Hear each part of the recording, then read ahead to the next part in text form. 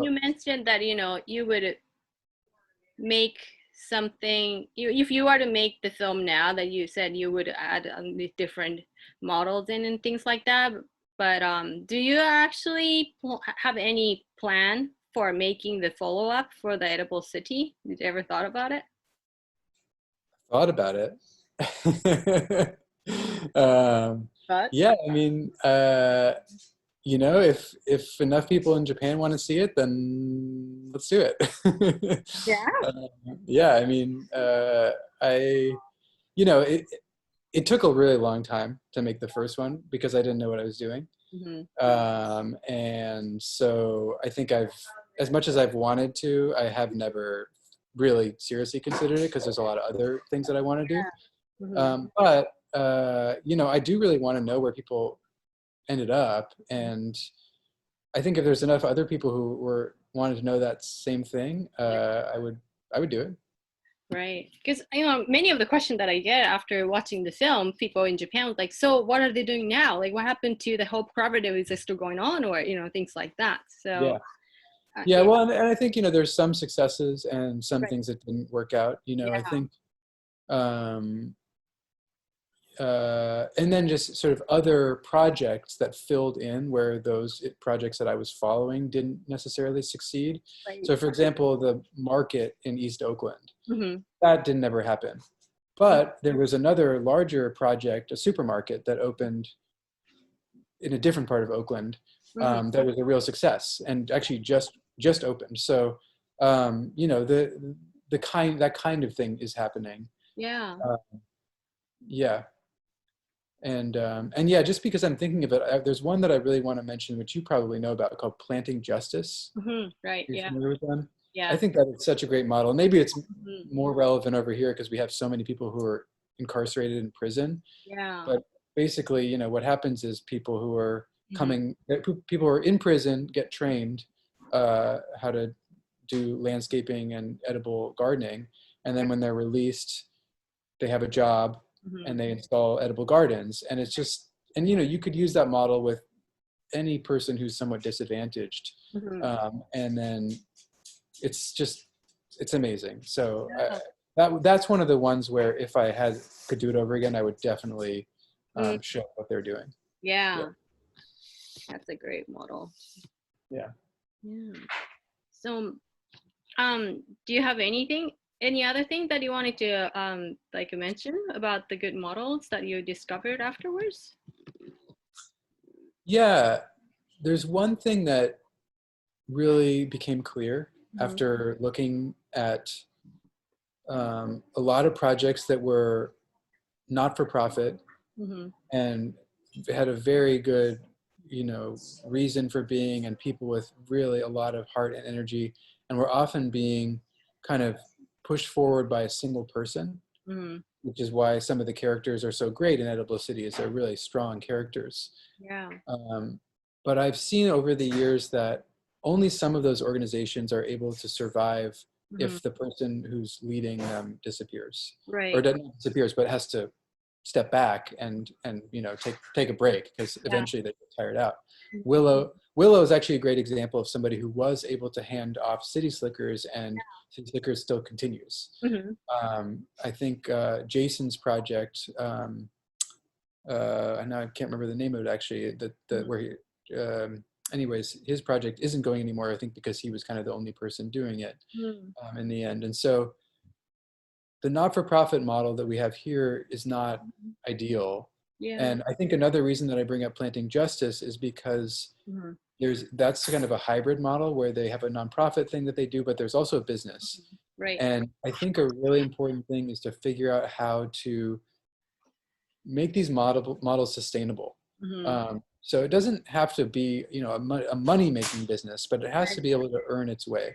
And so I think that's the biggest takeaway, is that finding out how it can be sustainable financially and also energy-wise from the team, and not just a single person who's, as what it's like to be, kind of pushing things forward by on your own. It's hard after a while, and so you've got to be able to spread it out, the responsibility.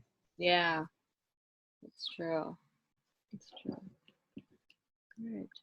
Um, I I remember you mentioning about thinking about another film, but it's not, not Edible City of the follow-up and Edible City now. Then do you have any film projects that you are like working on? Well, I like Edible City Now. That's a good title. So I've got a couple of things that I'm working on that Yeah. are small. I like it a lot. Yeah. But I'm glad that I haven't started on another big film yet, at least not the one that I've been thinking about, because I think that the current situation with COVID has changed everything. Yeah. And I think whatever I'd been thinking before, and it would have been not matched to reality. Right. So there's something cooking that's I don't know exactly what to say yet, but one thing that I'm working on now is I'm working on a film with a really cool organization. You probably know them, actually, Occidental Arts and Ecology Center. Yeah. Yeah. I know them. Great. Did you spend time there? I feel like we talked about them. Well, I've only visited, and then I had a tour on. It's an amazing place. Yeah. Really inspiring. One of the best that I've seen. Yeah. And I'm just getting to know them too, and I'm working on a little film with them. But what I'd like to do, they don't even know this yet, but what I'd like to do is propose a larger film about village building. And intentional community, and mixed with agriculture, kind of land-based projects. Yeah. Restoration projects, regenerative projects, because they teach a course on that that's pretty in-depth and well-known. And I think that would be a great thing to share with people now. I think a lot of people here are really interested in that kind of thing, where they want to get out of the cities and connect more with the natural world and have a lifestyle that is more fulfilling than what they've been doing. So, and here in this country, there's a lot of space for that. Right. So I think it's a really important part of the transition that we're going to make over here, at least, to reconnect people with nature, which I think is the number one thing that is keeping us from understanding the bigger picture of what's going on, is that we're so disconnected with nature. Yeah. And realizing that we are a part of nature, and that it's just one big system. So yeah, I'm excited about people connecting with that more in the city and out of the city, and that interface between that. I think that's also another big takeaway. It can't happen just in the city. It can't happen just out of the city. It's all about this interface between the rural, agricultural, and the urban. Right. Yeah. Great. That actually leads to like final question I wanted to ask you, because like Edible Media started to see our vision is to have a film or a media that have like food and agriculture and education as a basis, to share the new vision for the society. But in the COVID-19 spreading all over the world, I think we are all facing the similar challenges wherever we are. But being in the US right now, like, what do you see the situation on the food and agriculture and education? And then where do you think it's going, or what do you think would be the good path for us collective to take on to Good question. Well, I think that here the people are starting to think about outdoor education because it's safer. And just outdoor interaction in general, from what I understand, is much safer.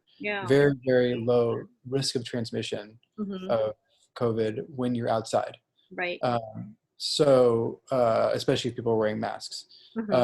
And so I think I really hope that things go that direction.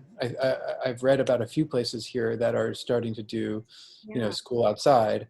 And, once you get kids outside, then the next natural step is to be in a garden. Right.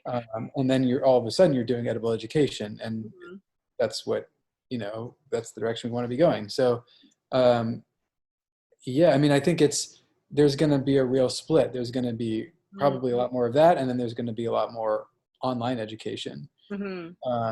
And I think that can be beneficial too, because I think you can, there's a lot of information and you can get and skills you can learn by watching things online. But ultimately, I think just like with my experience of watching the film or making the film, and really a lot of the time when I was just filming people in gardens, I actually just wanted to be gardening. Right. That's actually what I wanted to be doing. And it was fun to film them, but I really wanted to get my hands in the dirt. And I think when you're watching people do that, eventually you can only hear so many times how nice it is and how good it makes you feel until you want to actually do it. So I think, the combination of having kids learn outside, or everybody learning outside more, and more interest in this kind of thing in general, and having access to it, and having the time to learn about it, I think actually, I feel like things are moving in a good direction, honestly. I'm really interested to see what will happen. Great. Well, thank you. Thank you.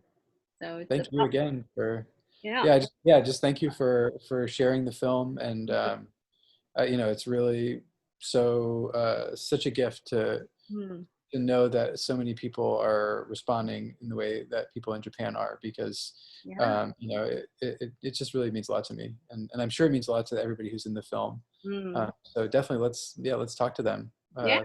I think I'd love to help arrange that, so let's do it. All right, I'll look forward to the next time that we talk together then.